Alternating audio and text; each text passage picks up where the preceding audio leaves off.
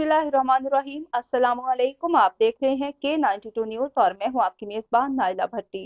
शामिल करते हैं आज की अहम खबरें। डिस्ट्रिक्ट मलिर के इलाके थाने बिन कासिम के दूध में रोजाना ब्लैक पर दीवान वाइन शॉप शाह टाउन में शराब फरोख्त जारी। डिस्ट्रिक्ट मलिर के इलाके थाना बिन कासिम के दूध में रोजाना ब्लैक पर शराब फरोख्त जारी। जराये से मालूम हुआ कि रेजो मिल उर्फ राजू नामी शख्स ने रोज की बुनियाद पर डेली शाह टाउन दीवान वाइन शॉप के पीछे गली में अपने लड़कों के जरिए ब्लैक पर रात 9 बजे से लेकर पूरी रात ब्लैक पर शराब फरोख्त की जाती है। शर्म की बात है, हर जुमे के दिन भी नमाज के बाद पूरा दिन पूरी रात ब्लैक पर शराब फरोख्त किया जाता है। मुतल्लिका इदारे नोटिस दें, इन पर भारी जुर्माने लगाए जाएं और मंशियात फरोख्त जो शराब रोज दीवान वाइन शॉप के पीछे बेचते हैं इन पर कार्रवाई की जाए। हमेशा के लिए दीवान वाइन शॉप पर रेगुलर और ब्लैक पर शराब फरोख्त करने वाले मुसलमानों को बंद किया जाए। दूसरी तरफ थाना स्टील टाउन की हदूद में घर घर फोन कॉल पर अमियत नामी शख्स ब्लैक पर गुलशन अदीद की रिहायशों को शराब फरोख्त और सप्लाई करता है।